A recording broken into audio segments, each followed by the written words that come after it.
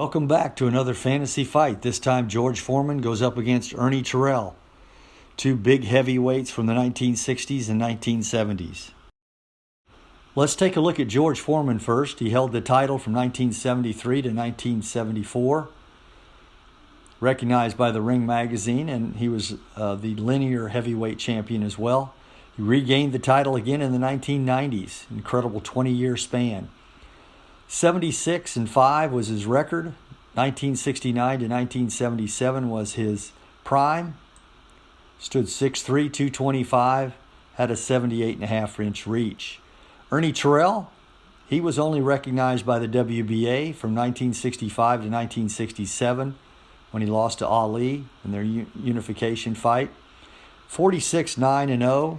1962 to 67 was his prime. He stood 6'6", 200 pounds and had a really long reach of 82 inches. This should be a great matchup. Looking forward to it. From Hayward, California, leading heavyweight contender in the world, undefeated in 34 fights, 31 wins by knockout, weighing 221.5 pounds, George Foreman. Your referee, Dick Young. All right, let's take a look at Ernie Terrell in action. He's in the black trunks here against Cleveland Williams, one of the top heavyweights of the early 1960s. These two men fought twice. Terrell was knocked out by Williams the first time they fought, and he came back against Williams and won a split decision. Remember, Cleveland Williams had been shot in 64. He was not the same fighter after that, but prior to that, he was a force to be reckoned with. Just an outstanding heavyweight. And you can see as we watch this, Terrell in the black trunks, he has a very active fighter. He's a very active jab, long reach against a big, strong heavyweight, much like George Foreman. This will be very similar to their fight. Williams is much quicker than Foreman, but maybe not quite as powerful. The next fight we're going to take a look at is Ernie Terrell against Thad Spencer. This was in 1967, right before his first retirement. And Thad Spencer, this is the Elimination tournament. Thad Spencer is going to put Ernie Terrell on the canvas, which is very unusual. There he is right there as he goes down. I want to say that's the second round. It was early in the fight. And Terrell started putting on weight after he gained the WBA title in 1965. He was up to about 215 by this time. In the early 60s, he fought about 200. Seemed to cut down on his speed. Doesn't seem to be anywhere near as quick against Thad Spencer as he was earlier in his career. And you can see Thad Spencer's trying to get him out of here. Jerry Corey beat Spencer in the next round in the semifinals and went to the finals. This is Ernie Terrell. Look at his piston-like jab against Doug Jones. You say, who in the heck is Doug Jones? Doug Jones, before Ali became champion, came closer to defeating him than any other fighter. He lost a close decision in Madison Square Garden. So this is 1966. Ernie Terrell's got his WBA title, and he's fighting Jones, who's a master boxer. He came up from the light heavyweight division. But Terrell is just too much for him. Next, we're going to take a look at George Chuvalo, the Canadian, who also fought Ali for the title. I believe this is 1965, 1966 for the WBA championship. And Chuvalo has a lot of trouble with Terrell's jab. Matter of fact, a lot of people had trouble with Terrell's jab. He keeps Chuvalo at bay with the jab. His style was not popular. Ernie Terrell jabbed, used his speed, and then a lot of times he would hold. You can see he's a lot quicker in this fight than he was against Thad Spencer. Here, now let's take a look at George Foreman in his 1971 fight in Madison Square Garden against Perez from Brazil. This was a very entertaining fight. The next fight we're looking at is Jimmy Young and George Foreman in San Juan, Puerto Rico. George Foreman only lost 2 fights before his first retirement in 1978, and that was against Muhammad Ali and Jimmy Young. As you can see, Jimmy's a very slippery fighter, made to order for George Foreman. Extremely good defensive fighter. He puts Foreman down. This is 12th round action. And Jimmy Young is going to go on and gain the decision and catapult himself into the heavyweight title picture.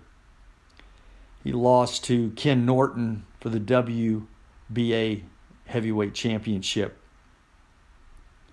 Here's Foreman when he won the title in 1973 against Joe Frazier. This is 2nd round action. Foreman is going to put Joe Frazier down 6 times in 2 rounds to gain the title. Frazier had just come off 2 years prior his victory over Muhammad Ali. This was a shocker. Although Foreman was considered a very viable contender, he was not thought to be polished enough to beat a fighter like Joe Frazier.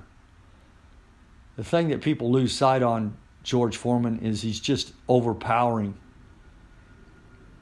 And he can take a punch. And Frazier goes down once again.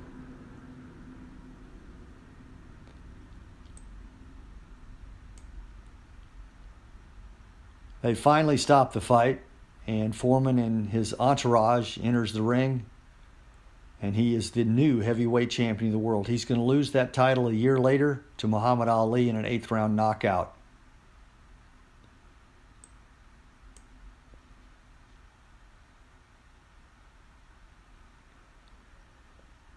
That's Archie Moore, one of his handlers. This is one of his defenses during that period of time against Ken Norton. Remember, Ken Norton had defeated Muhammad Ali in their first fight and then lost a very controversial decision in their second fight. So he gained the title shot at George Foreman, and it was not a good situation for him, as Foreman's bouncing him off the canvas just like he did Joe Frazier. At this time, most people felt like George Foreman was unbeatable. He just overpowered people. Very strong heavyweight.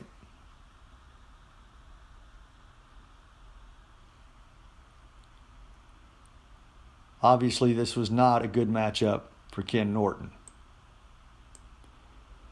And George Foreman retains his heavyweight title.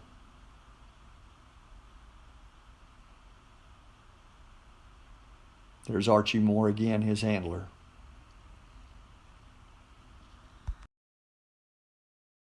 Now let's take a look at the comparison chart between George Foreman and Ernie Terrell. And it's a little bit different than you might anticipate. Hand speed is definitely Ernie Terrell. Boxing ability also goes to Ernie Terrell. KO power and chin is George Foreman. He was powerful and he had one of the best chins in boxing history. Size, no advantage. Defense, Ernie Terrell was a much better defensive fighter. Endurance, Foreman was known for not having much endurance. Terrell, he went 15 rounds on several occasions. Adaptability, no advantage. Foot speed, Ernie Terrell. Strength, Foreman. Jab, 4-inch advantage, Ernie Terrell. Cuts, no advantage. Reach, Ernie Terrell. And body attack, George Foreman. Terrell has a 7-4 advantage, which is decisive. Before I render my decision, the George Terrell had a big advantage over Foreman in a number of areas. Remember, Ernie Terrell was 6'6", 200 pounds, and had a 4-inch reach advantage. He had a great piston-like jab. He could move as well. In the 1963, 64, 65, 66 period, Terrell moved really well. He would be a nightmare for George Foreman. Having said that, I've got to lean towards George Foreman because of 2 things. I think the jab would really hurt him, but his chin was incredible and his power was awesome. And much like Cleveland Williams knocked out Ernie Terrell in the 7th round in their first fight in 1962, I think George Foreman would find Ernie Terrell. It might take him a few rounds, but I think he would connect with him. I'm going with George Foreman for the win in a 6th-round knockout. Thanks for watching. As always, we're going to take a look at the brackets. George Foreman gets by Ernie Terrell, and he's going to meet the winner of the Tommy Morrison-Sonny Liston fight. Thanks for watching.